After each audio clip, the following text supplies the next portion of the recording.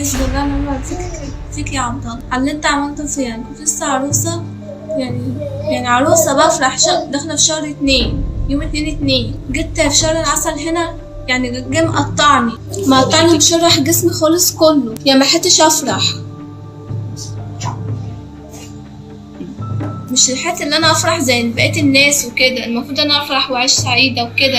يعني شهر العسل بتاعي اول اشرح فيه اللي عمل كوبايتين قهوه، عملت كوبايتين قهوه ودخلتهم له جوه في اوضه النوم. بعد كده جه قال لي اعملي كوبايه شاي، حطي 3 معالق شاي ومعلقه سكر، قال لي اشربي نص الكوبايه، مش شربي كوبايه القهوه. بعد ما شربت كوبايه القهوه حسيت ان انا متخدره ومش حاسه بنفسي ولا حاسه بالتعوير ولا حاسه بالوجع ولا حاسه باي حاجه. جه بقى شرحني جسمي كله بقى ومضوني على وصلين طلبات اللي انا اتطلق منها وحقي يرجع.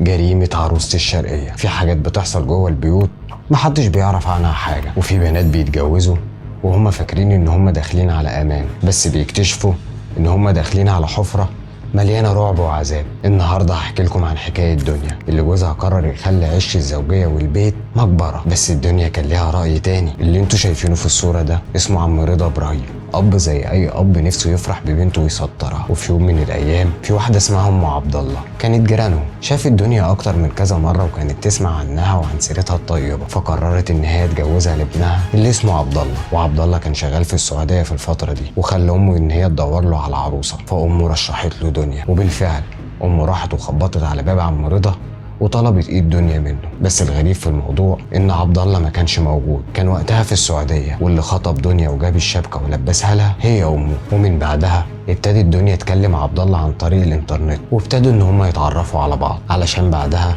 اول اجازه لعبد الله واول ما ينزل يقرر ان هو يتجوز دنيا على طول. وبالفعل اتجوزوا، وعم رضا الراجل الطيب كان فرحان ببنته، وعملوا فرحهم يوم 2 فبراير بالتحديد. بس المشكله هنا ان عم رضا عشان يجهز بنته قرر ان هو ياخد قرض، ومين اللي ضمنه؟ بنته دنيا، عشان عبد الله بعد ما يتجوز دنيا ب3 شهور ويعرف الموضوع ده يقرر ينتقم من دنيا ويوريها من العذاب الوان. علشان بعد 3 شهور من الجواز عم رضا كل ما يروح يسأل على بنته يرد عليه ويقول له يا اما نايمه يا اما تعبانه. لحد ما في يوم من الايام واحد جيرانهم راح لعم رضا وقال له الحق بنتك بيموتوها، علشان عم رضا يطلع يجري على بيت بنته، واول ما يشوف عبد الله يقول له فين بنتي، فيقول له انها تعبانه ونايمه جوه، وما يرضاش ان هو يخليه يخش يشوفها. عشان بعدها عم رضا يطلع يجري على شيخ البلد ويحكي له اللي حصل. ولما يروح هو وشيخ البلد هناك عند بيت بنته يتفاجئ ان بنته جسمها كله متقطع ومتشرح، عشان عم رضا بعدها ياخد بنته ويطلع بيها على المستشفى على طول. وهناك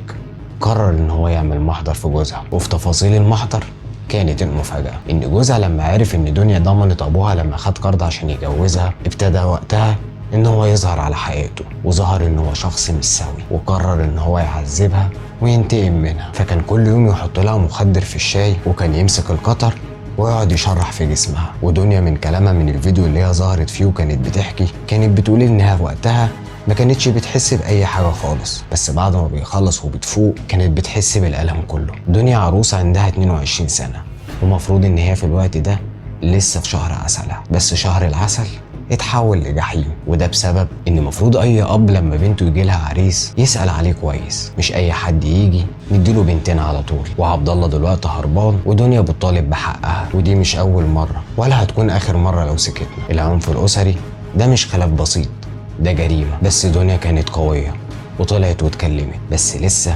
في آلاف ساكتين. لو عندك قصة احكي، لو شفت ظلم ما تسكتيش، لأن السكوت بيقتل. واستنونا في حلقة جديدة مع جريمة جديدة. سلام.